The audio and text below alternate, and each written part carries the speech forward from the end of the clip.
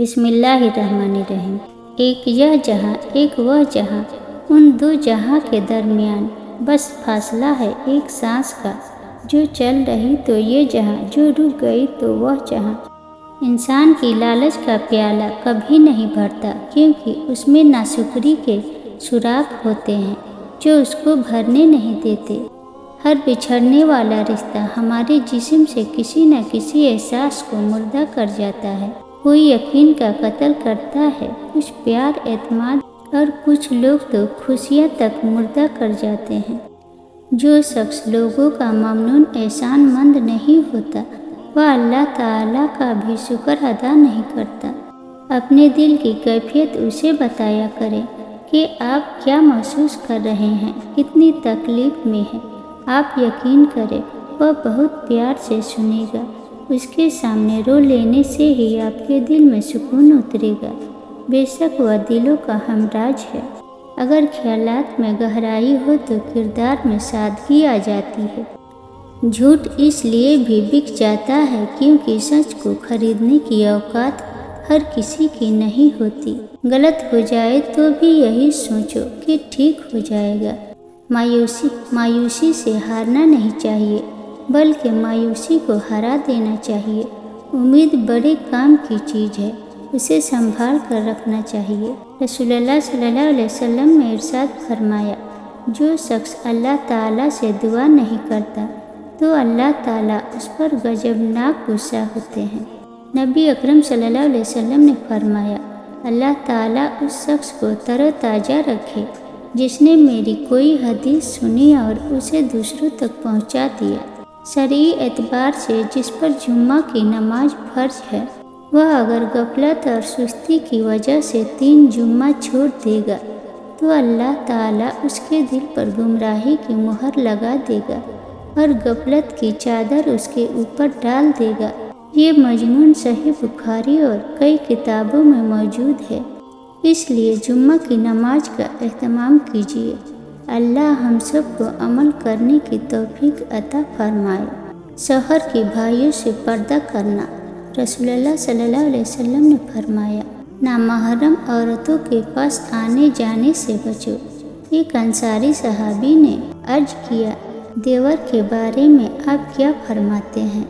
تو آپ صلی اللہ علیہ وسلم نے فرمایا، دیور تو تمہارے لیے موت ہے، یعنی شوہر کے بھائی وغیرہ سے پردہ کرنا انتہائی ضروری ہے، کیونکہ وہ تباہی و ہلاکت میں ڈالنے کا بڑا سبب ہے۔ رسول اللہ صلی اللہ علیہ وسلم نے فرمایا، جو کوئی اللہ اور آخرت کے دن پر ایمان رکھتا ہو وہ اپنے پڑوسی کو تکلیف نہ پہنچائے، اور جو کوئی اللہ اور آخرت کے دن پر ایمان رکھتا ہو وہ اپنے مہمان کی عزت کرے، اور جو کوئی اللہ اور آخرت کے دن پر ایمان رکھتا ہو وہ اچھی بات زبان سے نکالے، ورنہ خاموش رہے۔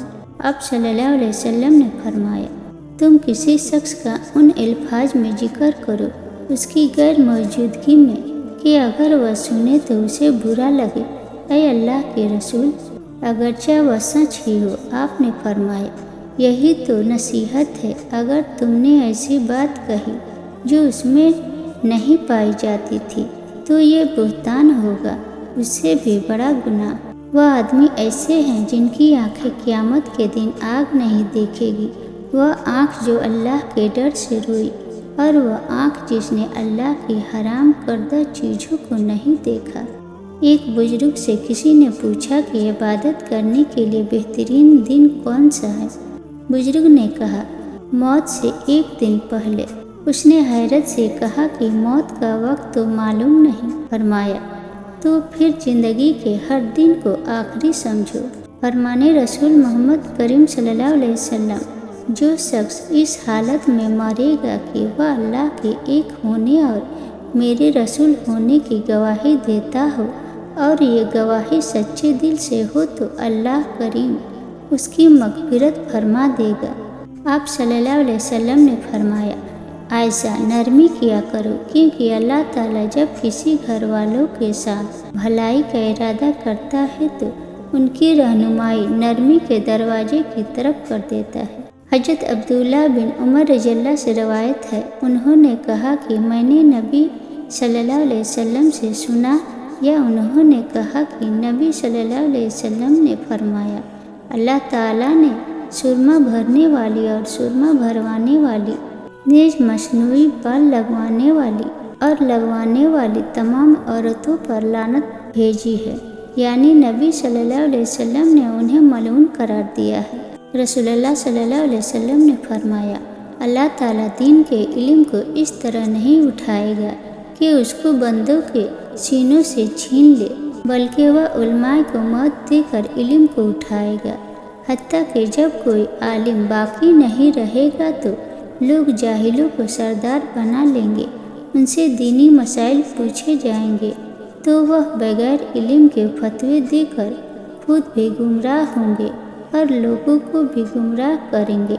فرمان مصطفیٰ، جب تم مریض کے پاس جائے تو اس سے کہہ کہ تیرے لیے دعا کرے کہ اس کی دعا فرشتوں کی دعا کی طرح ہے۔ ہمارے مسئلے اور ہماری پریشانیاں بھی راج ہی ہوتی ہے، ان کا دوسروں کے سامنے اشتہار نہیں لگاتے۔ جو انسان اپنے آنسو دوسروں سے صاف کرواتا ہے وہ خود بے عزت کر دیتا ہے، اور جو اپنے آنسو خود پونچھتا ہے وہ پہلے سے بھی مضبوط بن جاتا ہے۔ اس انسان پر بھروسہ کرو جو تمہارے 3 باتیں جان سکے: مسکراہٹ کے پیچھے دکھ، غصے کے پیچھے پیار، چپ رہنے کے پیچھے وجہ۔ بری عادت کی مثال پودے کی سی ہے، یعنی شروع میں اکھاڑ دو تو ٹھیک، ورنہ تناور درخت بن جائے گا۔ دعا میں خلوص ہو تو آنکھوں سے آنسو خود ہی بہنے شروع ہو جاتے ہیں، اور ان آنسوؤں میں مومن کی دعا دل سے نکلتی ہے، اور دل سے نکلی ہوئی دعا کبھی رد نہیں جاتی۔ انسان کی پہچان علم سے نہیں ادب سے ہوتی ہے، اس لیے کہ علم ابلیس کے پاس بھی تھا مگر ادب سے محروم تھا۔ اگر آپ اپنی برائیوں پر قابو پانا چاہتے ہیں تو سچ بولنا شروع کر دیں۔ حضرت علی رضی اللہ نے فرمایا، اسے اپنا کوئی راز مت بتاؤ جس کا کوئی راز تمہارے پاس نہ ہو۔ اپنے غموں اور پریشانیوں کو سینے میں دفن کر دو، اگر انہیں چہرے پر سجاؤ گے تو کمزور ہو جاؤ گے۔ یوں وفاؤں کے سلسلے مسلسل نہ رکھ، کسی سے لوگ ایک خطا کے بدلے ساری وفائیں بھول جاتے ہیں۔